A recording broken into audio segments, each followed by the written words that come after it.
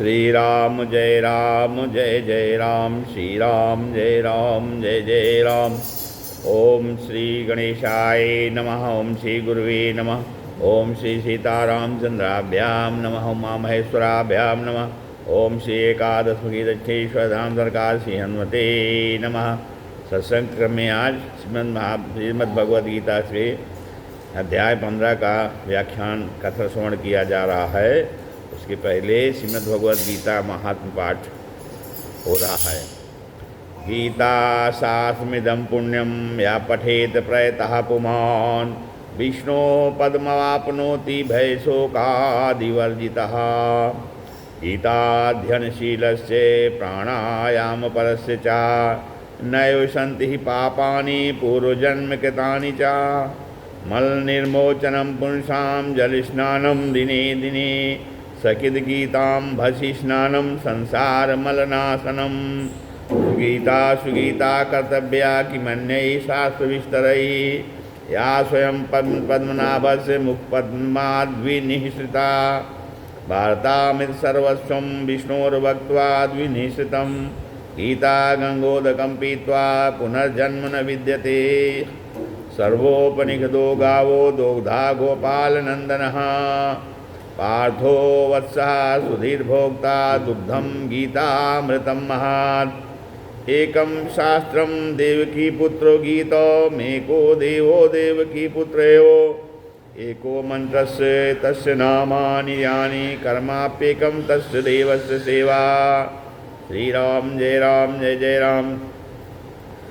15वें अध्याय में पुरुषोत्तम योग है। पुरुषोत्तम योग श्री भगवान कहते हैं कि ऊर्ध्वमूलमधा शाखामस्वस्थं प्राहुरव्ययम् छंदांसि यस्य पर्णानि यस्तं वेद स वेदविदो। श्री भगवान कह रहे हैं कि आज पुरुष परमेश्वर रूप मूल वाले और ब्रह्मा रूप मुख्य शाखा वाले जिस संसार रूप पीपल के वृक्ष को अविनाशी कहते हैं तथा वेद जिसके पत्ते कहे गए हैं उस संसार रूप वृक्ष को जो पुरुष मूल सहित तत्व से जानता है वह वेद के तात्पर्य को जानने वाला है।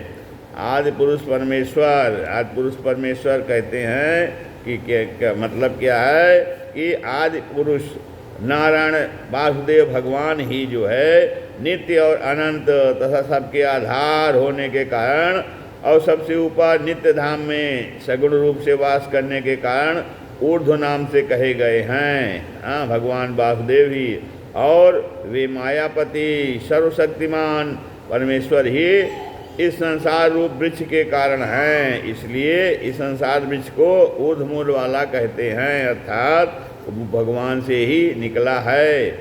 और ब्रह्मा रूप मुख्य शाखा वाले मतलब जो है कि उस आदि पुरुष परमेश्वर से उत्पत्ति वाला होने के कारण तथा नित्य धाम से नीचे ब्रह्मलोक में वास करने के कारण हिरण्यगर्भ रूप ब्रह्मा को परमेश्वर की अपेक्षा आधा कहा है।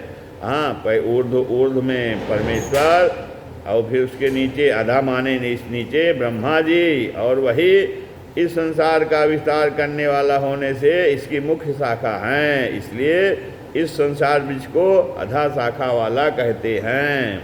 और फिर कहते हैं कि पीपल के वृक्ष को अविनाशी जिस संसार रूप पीपल के वृक्ष को अविनाशी अर्थात अविनाशी कहते हैं। इस वृक्ष का मूल कारण परमात्मा अविनाशी हैं। संसार के मूल कारण क्या हैं?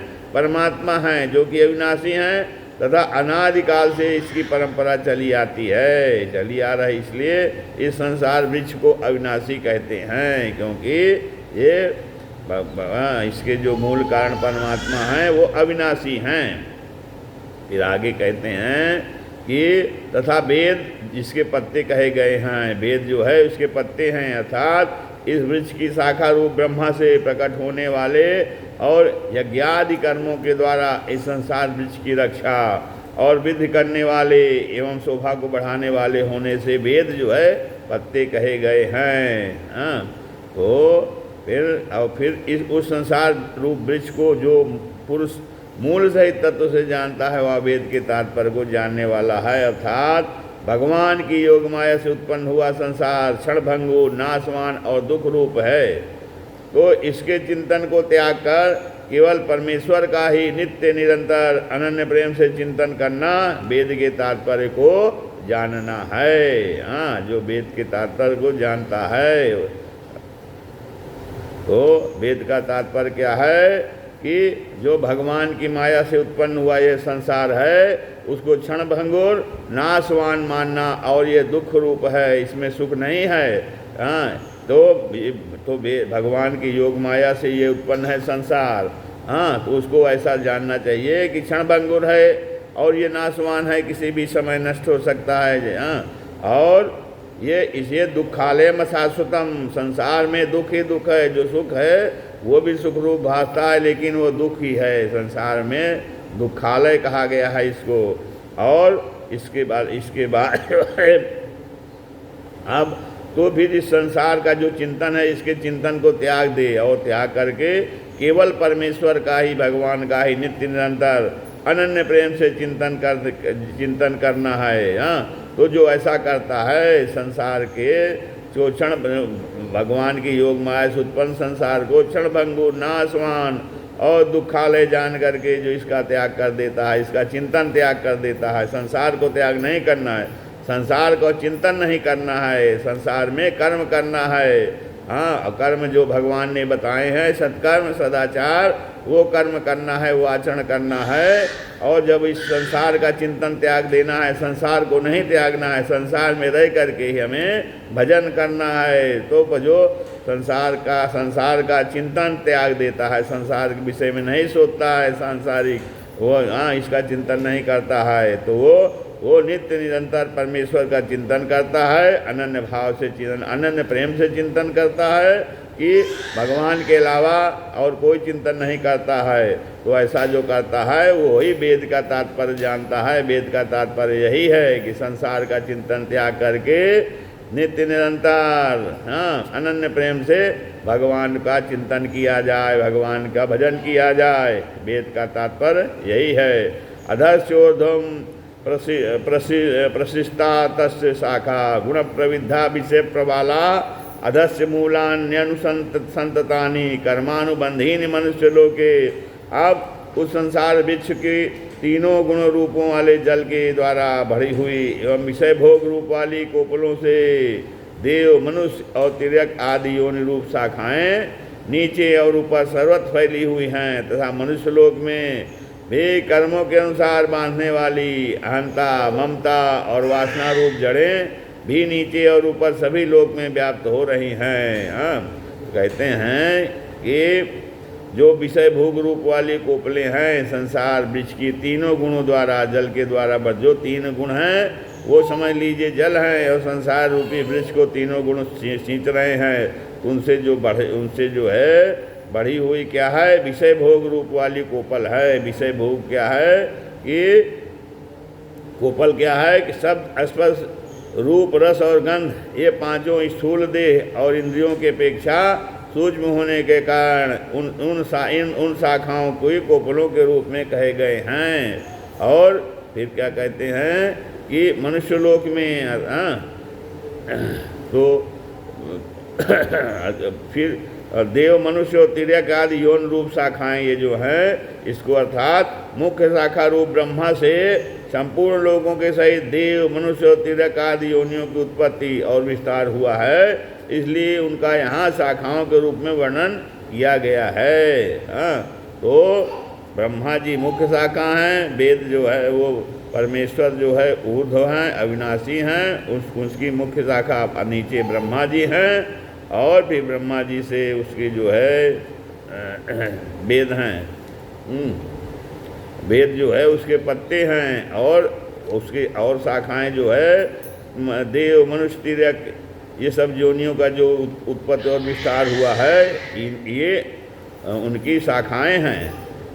फिर कहते हैं कि मनुष्य लोक में कर्मों के अनुसार, अर्थात मनुष्य लोक में कर्म क्या है, अहंता ममता और वासना रूप मूलों को केवल मनुष्य योनि में कर्मों के अनुसार बांधने वाली कहने का कारण यह है कि अन्य सब योनियों में तो केवल पूर्वकृत कर्मों के फल का भोगने का ही अधिकार है। अन्य योनियों में जो पूर्व जन्म में कर्म किए गए हैं उनको केवल भोगने का ही अधिकार है, उसमें नए कर्म नहीं किया सकते हैं। और मनुष्य योनि में नवीन कर्मों के करने का भी अधिकार है ना। तो कर्मों से ही कर्म बंधन होता है, कर्मों से ही जो है सुख और दुख होते हैं, तो कर्म फल भोगना पड़ता है। हाँ, तो और मनुष्य योनि में तो कर्म का फल भी भोगना है और नवीन कर्म भी करना है, जिससे और कर्म फल तैयार होता है। तो कहते हैं कि न रूपमस्ये तथोपलभ्यते नान्तो न चादिर न च संप्रतिष्ठा अस्वस्थमेनं सुविरूढ़ मूलस्मसंग शस्त्रेण दृढ़ेन चित्वा। कहते हैं इस संसार वृक्ष का स्वरूप जैसा कहा है वैसा यहाँ विचार काल में नहीं पाया जाता है, क्योंकि न तो इसका आदि है और न अंत है, तथा न इसकी अच्छी प्रकार से स्थिति ही है। इसलिए इस अहंता ममता और वासना रूप अति दृढ़ मूलों वाले संसार रूप पीपल के वृक्ष को दृढ़ वैराग्य रूप शस्त्र द्वारा काटिए। हाँ, कहते हैं कि इस संसार का जैसा स्वरूप जो है वो शास्त्रों में वर्णन किया गया है, और जैसा देखा सुना जाता है वैसा तत्व ज्ञान होने के पश्चात नहीं पाया जाता। हाँ, विचार काल में नहीं पाया जाता। इस संसार वृक्ष का स्वरूप जैसा कहा है वैसा यहाँ विचार काल में नहीं पाया जाता। अर्थात जब जो है जैसा इस संसार का जैसा स्वरूप शास्त्रों में वर्णन किया गया है और जैसा देखा सुना जाता है वैसा जब तत्व ज्ञान हो जाता है तो तत्व ज्ञान होने के पश्चात है वैसा स्वरूप नहीं पाया जाता। कि जिस प्रकार क्या होता है, आँख खुलने के पश्चात स्वप्न का संसार नहीं पाया जाता है। जिस प्रकार स्वप्न कोई देखे और आँख खुले तो वो संसार नहीं पाया जाता है, तो वैसे ही जब तत्व ज्ञान हो जाता है तो इस संसार का जैसा वर्णन शास्त्र में किया गया है, जैसा देख सुन रहे हैं वैसा जो है वो नहीं पाया जाता। अर्थात तत्व ज्ञान होने पे संसार जो है क्षणभंगुर नश्वर और दुखालय लगता है। हाँ, तो फिर कहते हैं कि इसका आदि है, अर्थात इसका आदि नहीं है। यह कहने का प्रयोजन यह है कि इसकी परंपरा कब से चली आ रही इसका कोई पता नहीं है। हाँ, फिर जो है आगे कहते हैं अंत है, इसका अंत नहीं है, अर्थात इसका अंत नहीं है। यह कहने का प्रयोजन यह है कि इसकी परंपरा कब तक चलती रहेगी इसका कोई पता नहीं है। और फिर कहते हैं कि इसको फिर इसकी अच्छी प्रकार स्थिति भी नहीं है। क्योंकि यह कहने का प्रयोजन यह है कि वास्तव में यह क्षण भंगुर और नाशवान है। हाँ, श्री राम जय जय राम, श्री राम जय जय राम। हाँ, फिर कहते हैं कि पीपल के वृक्ष को दृढ़ वैराग रूप शस्त्र द्वारा काटो, अर्थात ब्रह्मलोक तक के भोग जो है वो क्षणिक और नाशवान हैं। ब्रह्मलोक तक के सारे भोग जो हैं वो क्षणिक और नाशवान हैं, ऐसा समझिए। और ऐसा जो समझ लेता है तो इस संसार के समस्त विषय भोगों में सत्ता सुख प्रीति और रामणीयता का न भासना ही दृढ़ वैराग्य रूप शस्त्र है। अर्थात फिर उसको जो है संसार के किसी भी विषय भोग में जो है वो सुख नहीं अनुभव होता है, वही उसका ये तो दृढ़ वैराग्य रूप शस्त्र है ये।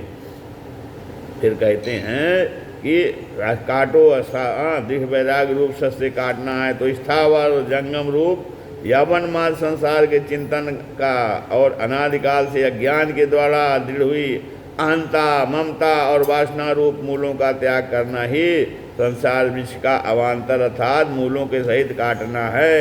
हाँ, तो संसार का चिंतन छोड़ देना है और अहंता ममता और वासना जो है ये जो हैं इनको जो है इनके मूल का भी त्याग करना है।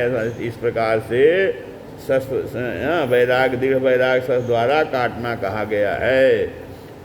फिर कहते हैं आगे ततः पदम तत्परिमार्गितव्यम यस्मिन् गता न निवर्तन्ति भूयः तमेव चाद्यं पुरुषं प्रपद्ये यतः प्रवृत्ति प्रसिता पुराणी। कहते हैं कि उसके पश्चात जो है उस परम पद रूप परमेश्वर को भली भांति खोजना चाहिए, जिसमें गए हुए पुरुष फिर लौटकर संसार में नहीं आते। यस्मिन गता न निवर्तन्ति भूयः, फिर से वापस नहीं आते हैं। तथा पदम तत्परिमार्गितव्यम, और उसके जब दृढ़ वैराग्य से संसार का चिंतन, अहंता ममता वासना को काट दिया जाए, उसके पश्चात क्या करें कि जो ततः पदम, वो जो परम पद है, उस मार्ग पे जाओ जिसको भली भांति खोजना चाहिए। परिमार्गितव्यम, जिस पर जा कर के जो पुरुष गए हैं फिर लौट कर संसार में नहीं आते, और जिस परमेश्वर से इस पुरातन संसार बीच की प्रवृत्ति विस्तार को प्राप्त हुई है, तमेव चाद्यम पुरुषम प्रपद्ये यतः प्रवृत्ति प्रसिता पुराणी। जिस परमेश्वर से इस पुरातन संसार बीच की प्रवृत्ति विस्तार को प्राप्त हुई है, उसी आदि पुरुष नारायण के मैं शरण हूँ। और इस प्रकार दृढ़ निश्चय करके उस परमेश्वर का मनन और निधिध्यासन करना चाहिए। तो जब संसार का चिंतन, अहंता ममता और वासना का त्याग हो जाए दृढ़ वैराग्य द्वारा, उसके बाद परमेश्वर का चिंतन करना चाहिए, उनकी शरण में जाना चाहिए, जो कि आदि पुरुष नारायण हैं। इस प्रकार दृढ़ निश्चय करके तो परमेश्वर का मनन और निधिध्यासन करना चाहिए। तो उससे क्या होगा, फिर निर्माण मोहाजित संग दोषा आध्यात्म नित्या विनिवृत्त कामाः द्वंद्वैर्विमुक्ता सुख दुख संज्ञैर् गच्छन्ते मूढ़ा पदमव्ययम् यत्। तो कहते हैं इस प्रकार जिनका मान और मोह नष्ट हो गया है, निर्माण मोहा और जित संग दोषा, जिन्होंने आसक्ति रूप दोष को जीत लिया है, संग को दोष, आसक्ति का दोष समाप्त कर दिया है, आसक्ति रूप दोष जो है समाप्त कर दिया, अर्थात आसक्ति से रहित हो गए हैं। और अध्यात्म नित्या, जिनकी परमात्मा के स्वरूप में नित्य स्थिति है, अध्यात्म नित्या, अध्यात्म में नित्य स्थिति है, अर्थात अध्यात्मा ने परमात्मा के स्वरूप में स्थिति, नित्य स्थिति। और विनिवृत्त कामा, और जिनकी कामनाएं पूर्ण रूप से नष्ट हो गई हैं, कामान विनिवृत्त, जो भली प्रकार से कामनाओं से निवृत्त हो गया है, अर्थात जिनकी कामना जिनकी कामनाएं पूर्ण रूप से नष्ट हो गई हैं। द्वंद्व विमुक्ता, और जो सुख दुख, लाभ हानि, जय पराजय, जन्म मृत्यु आदि जो है द्वंद्व हैं, उनसे जो पूर्ण रूप से मुक्त हो गए हैं। तो ऐसे ज्ञानी जान गच्छन्ते मूढ़ा पद्मव्ययम् तत्, तो ऐसे ज्ञानी जान उस अविनाशी परम पद को प्राप्त होते हैं। कौन सा अविनाशी परम पद? ऐसा जो अविनाशी परम पद क्या है, उसका स्वरूप कैसा है? तो उसका स्वरूप ऐसा है कि न तद् भासते न तद् भासयते सूर्यो न शशांको न पावकः यदि गत्वा न निवर्तन्ते तद्धाम परमं मम। कहते हैं जिस परम पद को प्राप्त होकर के मनुष्य लौटकर संसार में नहीं आता है, उस वह परम पद कैसा है? उस स्वयं प्रकाश परम पद को न सूर्य प्रकाशित कर सकता है, न चंद्रमा और न अग्नि ही। वह भगवान कहते हैं वही मेरा परम धाम है, जिसको जहाँ न सूर्य है, न चंद्रमा है, न अग्नि का प्रकाश है, कोई भी नहीं प्रकाशित कर सकता, वो स्वयं प्रकाशित है। और जहाँ का जा कर के मनुष्य फिर लौट कर संसार में नहीं आते हैं, भगवान कहते हैं वही मेरा परम धाम है। तो परम धाम का अर्थ क्या? परम धाम तो आगे कहते हैं ममैवांसो जीवलोके जीवभूता सनातनः मनाखष्ठान इंद्रियाणि प्रतिष्ठानि कर्षति। कहते हैं इस देह में यह जीवात्मा मेरा ही सनातन अंश है। ममैवांसो जीवलोको जीवभूता सनातना, जो इस देह में जो जीवात्मा है वो मेरा ही सनातन, ममैवांसो सनातना, मेरा ही सनातन अंश है।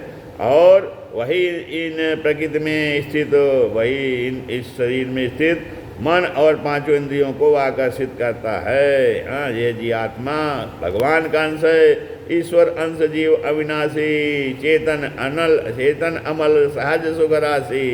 तो वैसे ही कहते हैं इसकी इस देह में जो ये जीवात्मा स्थित है वो तो मेरा ही अंश है। और वही ये शरीर में स्थित, देह में स्थित, प्रकृति में स्थित मन और पांचों इंद्रियों को आकर्षण करता है। हाँ। शरीरम यद्वाप्नोति यच्चाप्युत्क्रामतीश्वरः गृहीत्वैतानि संयाति वायुर्गंधानि वासयात्।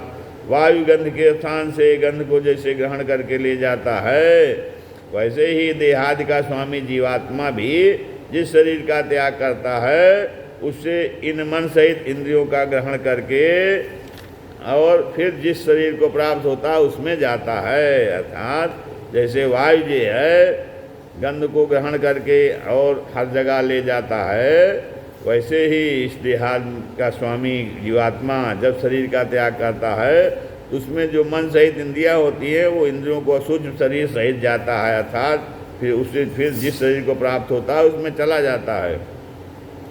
श्रोत्रम चक्षु स्पर्शनम च रसनम घ्राणमेव च अधिष्ठाय मनश्चायम विषयानुपसेवते। कहते हैं यह जीवात्मा जो है क्षेत्र जीवात्मा श्रोत्र चक्षु और त्वचा, मतलब जो है कान आँख और त्वचा के तथा रसना घ्राण और मन को आश्रय करके अर्थात इन सब के सहारे ही विषयों का सेवन करता है। तो मन और पांचों ज्ञानेंद्रियाँ इनके सहारे जो है वो विषयों का सेवन करता है। कान आँख त्वचा रसना और घ्राण माने नाक और मन को मेन मन है, मन को आश्रय करके जो है वो विषयों का सेवन करता है। उत्कामंतम स्थितम वापि भुंजानम वा गुणान्वितम विमूढ़ानानुपश्यन्ति पश्यन्ति ज्ञान चक्षुषा। तो शरीर को छोड़कर जाते हुए को अथवा शरीर में स्थित हुए को अथवा विषयों को भोगते हुए को, इस प्रकार तीनों गुणों से युक्त हुए को भी अज्ञानी जन नहीं जानते। केवल ज्ञान रूप नेत्रों वाले विवेकशील ज्ञानी ही तत्व से जानते हैं। यतन्तो योगिनश्चैनं पश्यन्त्यात्मन्यवस्थितं यतन्तो अप्यकृतात्मानो नैनं पश्यन्ति चेतसः। अब कहते हैं कि जो यत्न करने वाले योगी जन हैं, योगी जन भी अपने हृदय में स्थित इस आत्मा को तत्व से जानते हैं, किंतु जिन्होंने अपने अंतःकरण को शुद्ध नहीं किया है ऐसे अज्ञानी जन तो यज्ञ करते रहने पर भी इस आत्मा को नहीं जानते। अर्थात यज्ञ करने वाले योगी जन तो हृदय में स्थित अपने आत्मा को तत्व से जानते हैं, लेकिन अज्ञानी जन जो है भले हो यज्ञ करें, लेकिन अगर उनका अंतःकरण शुद्ध नहीं रहता है, अंतःकरण शुद्ध नहीं रहता है, इसलिए वो लोग इस आत्मा को नहीं जानते हैं। यदादित्यगतं तेजो जगत भासयते खिलम यच्चंद्रमसि यच्चाग्रो चाग्नो तत्तेजो विद्धि मामकम। तो आप कहते हैं कि सूर्य में स्थित जो तेज संपूर्ण जगत को प्रकाशित करता है। यदादित्यगतं तेजो जगत भासयते अखिलम, सूर्य में जो तेज है और जिस तेज से संपूर्ण जगत प्रकाशित होता है, तथा जो तेज यच्चंद्रमसि यच्चाग्रो, और जो तेज चंद्रमा में है और जो अग्नि में है, भगवान कहते हैं अर्जुन उसको तुम मेरा ही तेज जानो। गामा विश्व च भूतानि धारयाम्यहं मोजसा पुष्णामि चौषधि सर्वा सोमो भूत्वा रसात्मका। कहते हैं और मैं ही पृथ्वी में प्रवेश करके अपनी शक्ति से गामा विश्व च भूतानि धारयाम्यहं मोजसा, सब भूतों को धारण करता हूँ। कहते हैं और मैं ही पृथ्वी में प्रवेश करके अपनी शक्ति से सब भूतों को धारण करता हूँ और रस स्वरूप अर्थात अमृत में चंद्रमा होकर संपूर्ण औषधियों को अर्थात वनस्पतियों को पुष्ट करता हूँ। पुष्णामि चौषधि सर्वा सोमो भूत्वा रसात्मका। और जो है रसात्मक माने अमृत में चंद्रमा होकर संपूर्ण औषधियों को अर्थात वनस्पतियों को पुष्ट करता हूँ। फिर आगे कहते हैं कि अहम वैश्वानरो भूत्वा प्राणिनाम देहमाश्रिता प्राणापान समायुक्ता पचाम्यन्नम चतुर्भुजा। फिर कहते हैं कि मैं ही सब प्राणियों के शरीर में स्थित रहने वाला प्राण और अपान से संयुक्त वैश्वानर अग्ररूप हूँ, और मैं वो वैश्वानर अग्ररूप 4 प्रकार से अन्न को पचाता है। 4 प्रकार के अन्न को, 4 प्रकार के अन्न को पचाता है। कहते हैं जो शरीर में वैश्वानर रूप जो है अग्नि है तो वो प्राण अपान से संयुक्त है। हाँ, मैं सभी प्राणियों के शरीर में स्थित हूँ। जो प्राण रूप से जो वैश्वानर अग्नि है वो जो 4 प्रकार के अन्न खाए जाते हैं उनको पचाते हैं। कौन कौन से? भक्ष्य, भोज्य, लेह और चोष से ऐसे 4 प्रकार के अन्न होते हैं। उनमें जो चबा कर खाया जाता है वह भक्ष्य है, और जैसे रोटी आदि जो निगला जाता है वो भोज्य है, और जैसे दूध आदि जो चाटा जाता है वह लेह है, जैसे चटनी आदि, और जो चूसा जाता है वह चोष है, जैसे ईख आदि। तो इस प्रकार भगवान कहते हैं सर्वस्व चाहम हृदय सन्निविष्टो मत्ता स्मृतिर्ज्ञानम अपोहनम चा वेदैः सर्वैरहमेव वेद्यो वेदांत कृत वेद विदेव चाहम।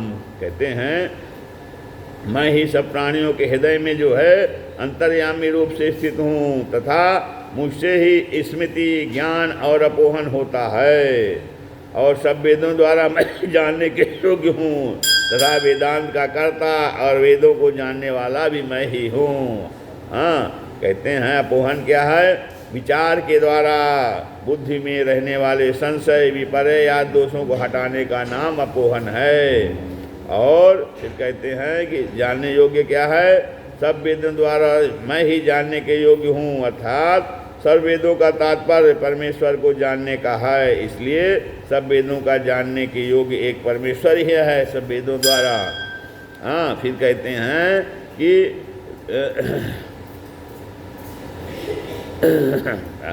द्वाविमौ पुरुषो लोके क्षरश्चाक्षर एव च चरा सर्वाणि भूतानि कूटस्थो अक्षर उच्यते। फिर कहते हैं कि संसार में नाशवान अविनाशी भी ये 2 प्रकार के पुरुष हैं। इनमें संपूर्ण भूत प्राणियों के शरीर तो नाशवान और जीवात्मा अविनाशी कहा जाता है। द्वाविमौ पुरुष, संपूर्ण संसार में नाशवान और अविनाशी भी ये 2 प्रकार के पुरुष हैं। इसमें संपूर्ण भूत प्राणियों के शरीर तो नाशवान है और जीवात्मा अविनाशी कहा जाता है। हाँ, तो कहते हैं कि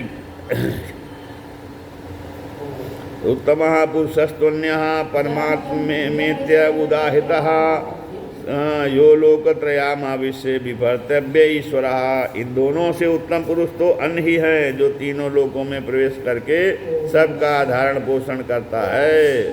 और एवं अविनाशी परमेश्वर और परमात्मा इस प्रकार कहा गया है। यस्माच्चरमतीतो अहम अक्षराद विचोत्तमः अतोस्मि लोके वेदे चा प्रसिद्धा पुरुषोत्तमः। क्योंकि भगवान कहते हैं मैं नाशवान जड़ वर्ग शेष से तो सर्वथातीत हूँ और अविनाशी जीवात्मा से भी उत्तम हूँ, इसलिए लोक में और वेद में पुरुषोत्तम नाम से प्रसिद्ध हूँ। हाँ, अने जो नाशवान जड़ वर्ग क्षेत्र है, शरीर है, उससे तो सर्वथातीत हूँ और अविनाशी जीवात्मा से उत्तम हूँ, क्योंकि जीवात्मा तो हमारा अंश है और वो भी जीवात्मा अविनाशी है। जैसे भगवान अविनाशी है वैसे उनका अंश जीवात्मा भी अविनाशी है। इसलिए कहते हैं जो लोक में और वेद में हम पुरुषोत्तम नाम से प्रसिद्ध हैं। यो मामेव सम्मूढ़ो जानाति पुरुषोत्तमं स सर्वविद भजति माम सर्वभावेन भारत। हे अर्जुन, जो ज्ञानी पुरुष मुझको इस प्रकार तत्व से पुरुषोत्तम जानता है कि इस शरीर और जीवात्मा से भी हम उत्तम, शरीर से तो अच्छे हैं, जीवात्मा से हम उत्तम हैं ना। जीवात्मा मेरा अंश है। जो ये तत्व से लोग पुरुष जानते हैं वो हमको पुरुषोत्तम जानते हैं, और वह सर्वज्ञ पुरुष सब प्रकार से निरंतर मुझ वासुदेव परमेश्वर को ही भजता है। स सर्वविद भजति माम सर्वभावेन भारत। वो सब प्रकार से मेरा ही भजन करता है। इति गुहितमं शास्त्रम इद मुक्तम मया नघ एतद्बुद्ध्वा बुद्धिमान स्यात् कृतकृत्यस्य भारत। इसलिए हे निष्पाप अर्जुन, इस प्रकार यह अति रहस्य युक्त गोपनीय शास्त्र मेरे द्वारा कहा गया है, और इसको तत्व से जानकर मनुष्य ज्ञानवान और कृतार्थ हो जाता है। हाँ, ओम तत्सदि श्रीमद्भगवद्गीता निखत ब्रह्म विद्यायाम योग शास्त्रे श्री कृष्णार्जुन संवादे पुरुषोत्तम याग योगो नाम पंचदशो अध्यायः। श्री राम जय जय राम, श्री राम जय जय राम, सीताराम सीताराम सीताराम सीताराम,